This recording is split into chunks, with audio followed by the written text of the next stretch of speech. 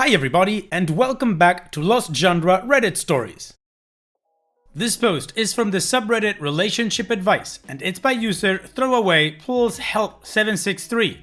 My 36 male fiance, 38 female, wanted split finances. Now she says she is the only one of her friends who pays bills to her man. Am I losing my mind? Advice needed. A bit of background. We met 2 years ago, in summertime.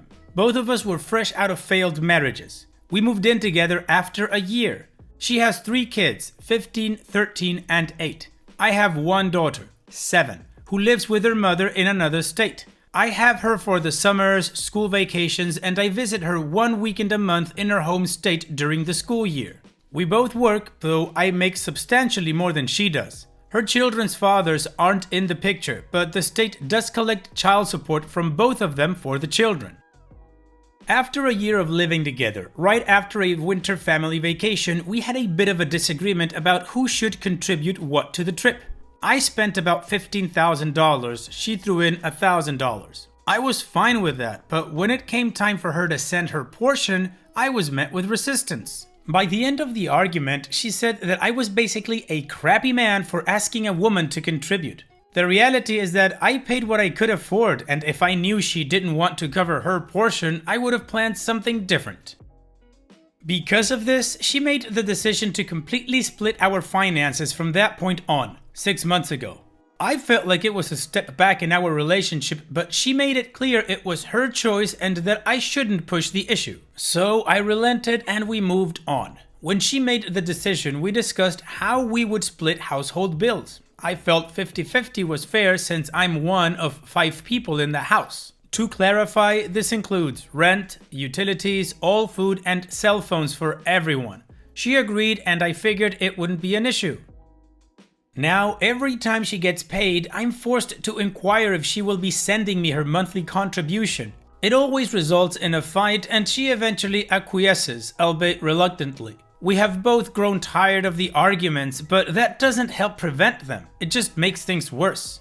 She still has a debit card linked to my account and will use it to do her nails, hair, clothes for the kids, or go out and eat and have drinks with her friends. In total, she probably spends from that card between $1,000 to $2,000 per month. This isn't factored into what she puts towards the household bills. I just don't care about that stuff as I feel like we are a family, or soon to be.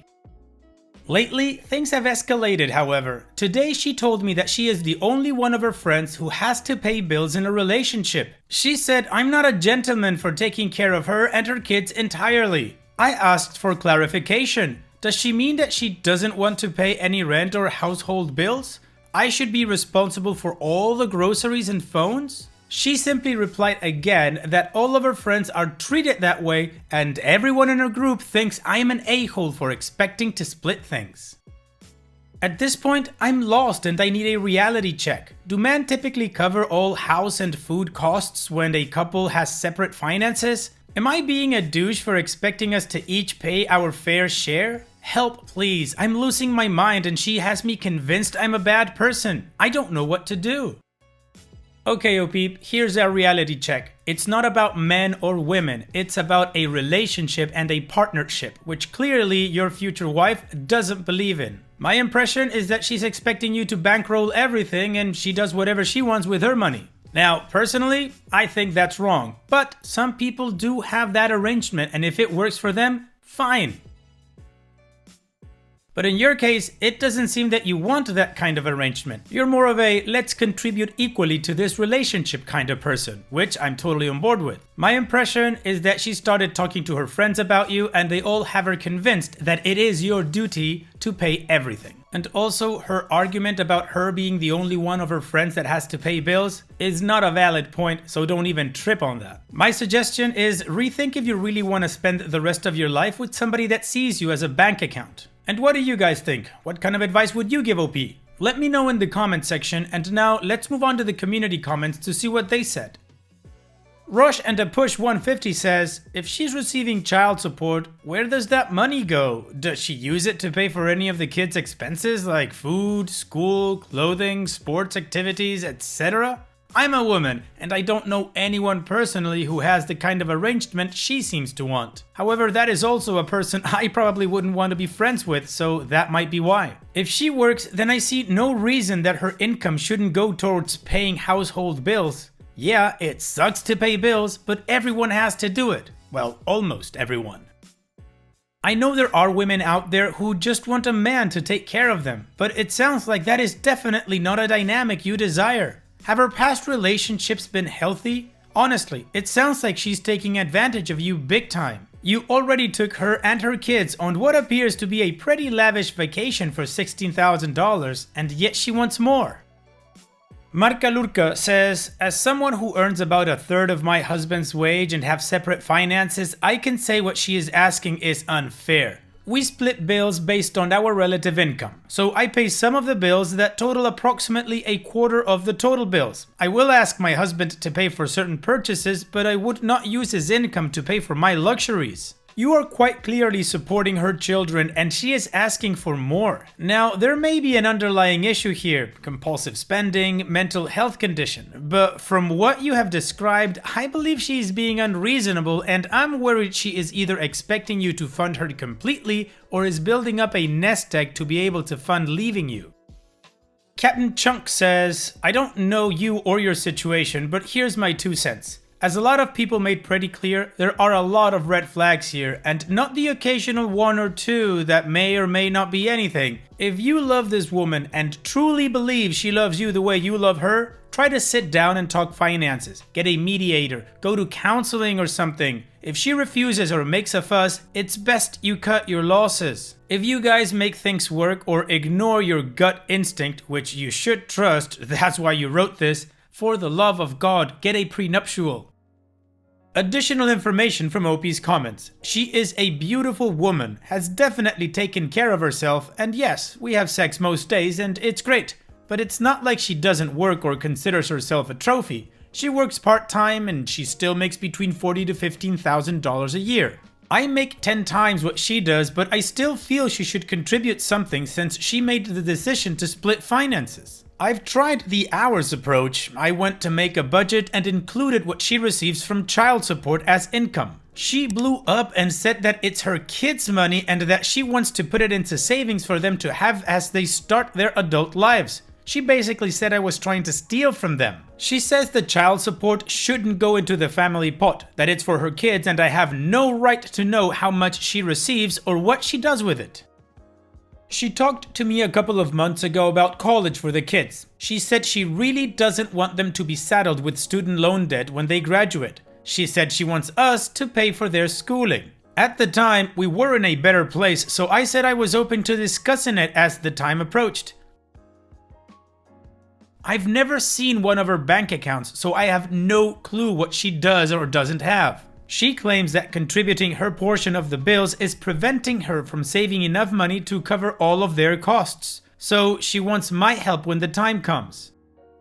I live well beyond my means. I don't spend much money because it doesn't do anything for me. My biggest expense is child support, and that is equal to more than she makes. She complains every month when I cut a check and says my ex doesn't deserve it. I tell her it's for my daughter and not my ex, and she says that my daughter doesn't need that much to live. She tells me I'm a sucker for paying that much and that her exes don't treat her well, so why should I do what the courts decided? Lol, it's nuts. This was never about the amount of money, it's the principle. She asked for this arrangement, not me. I was happy to stay the course. Now, aside from finances, lol, she is my best friend. We get along well and I enjoy her company. I've always liked kids, so I enjoy being able to contribute to her children's upbringing. I truly love them all. She makes me laugh and she is helping re-establish a relationship with my faith that I had long since abandoned. Catholic roots run deep. I do want one more child, but she had a hysterectomy after her last child, so I suggested a surrogate or adoption. She told me she doesn't want to raise another woman's child, and I was like, well, what am I doing with your kids then? Also, she claims she doesn't know how to do house chores, and she doesn't like to cook. I do all of that. And she will hire cleaning companies to clean the house, then take credit for it. Lol, this is mad. The more I type, the crazier I feel.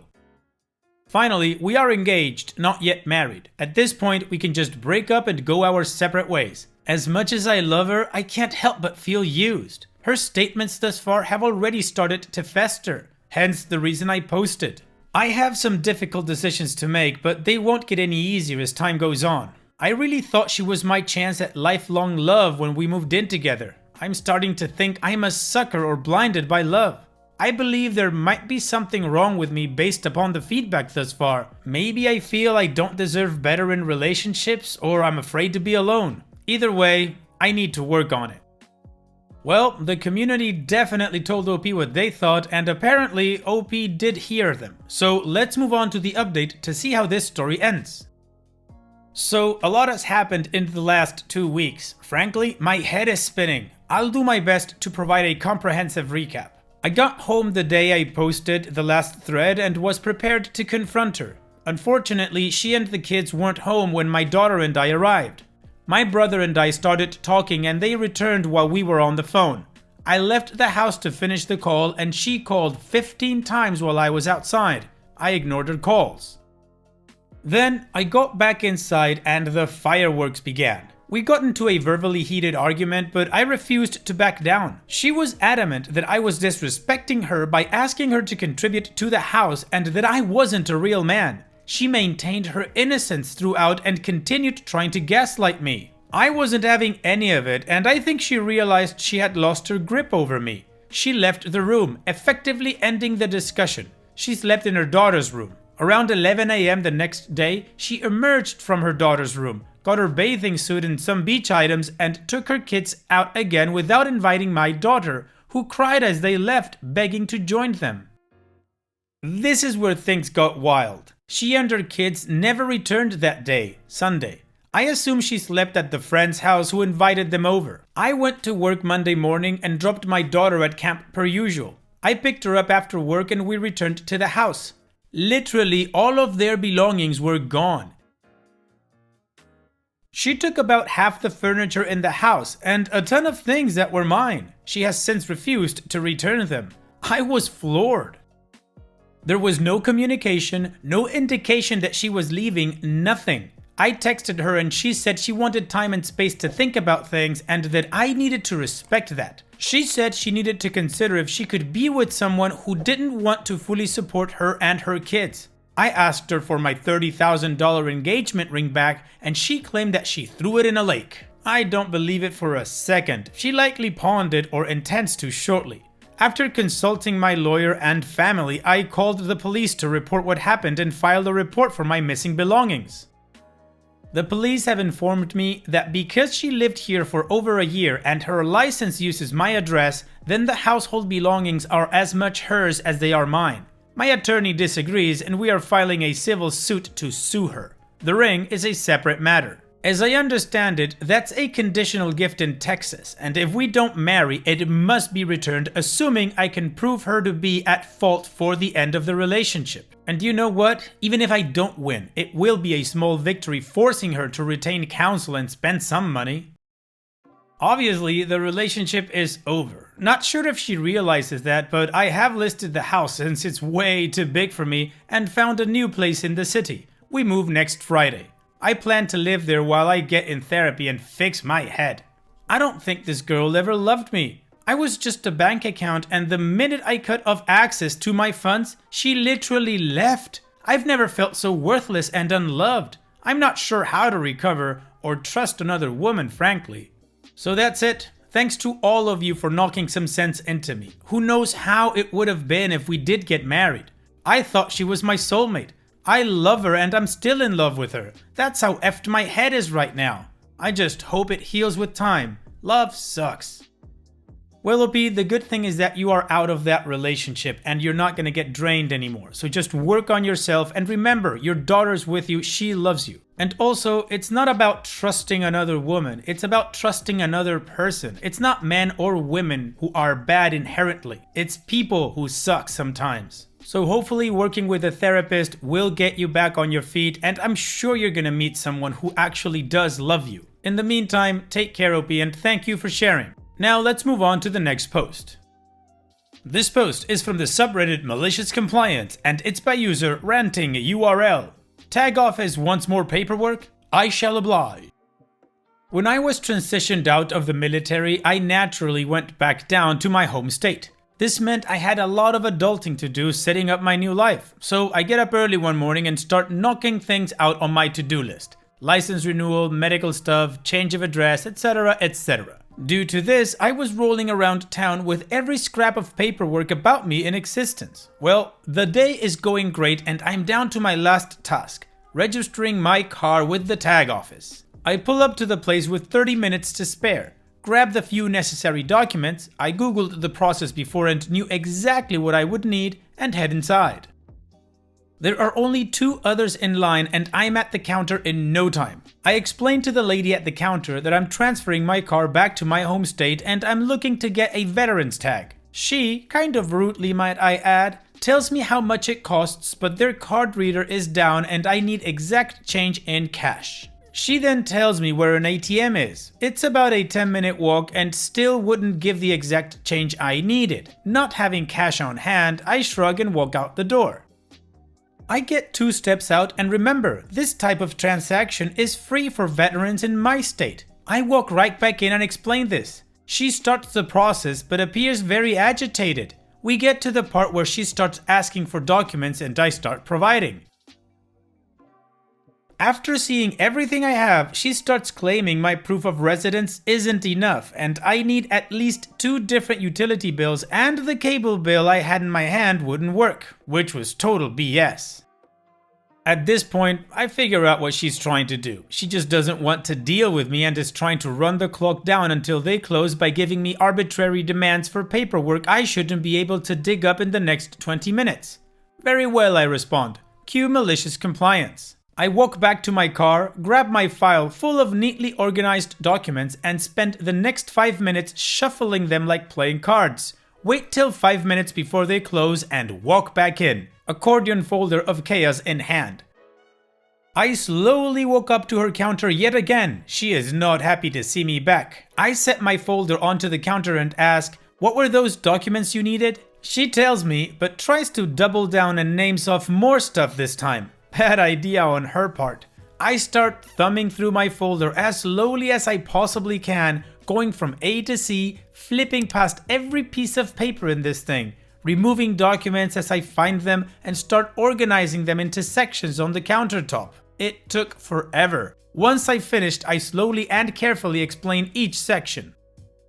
So over here you have 2 months worth of cable bills, a power bill, a water bill, a phone bill with associated receipts for payments rendered. Here you have my birth certificate, social security card, 2 separate passports, state issued ID and driver's license. That's followed by original discharge papers, military ID and a copy of my original orders. Now here's my leasing agreement for my apartment along with 4 money orders and receipts for the past 4 months of rent paid. Lastly, over here, a bill of sale for my car, proof of insurance, 5 years worth of vehicle registrations and vehicle title.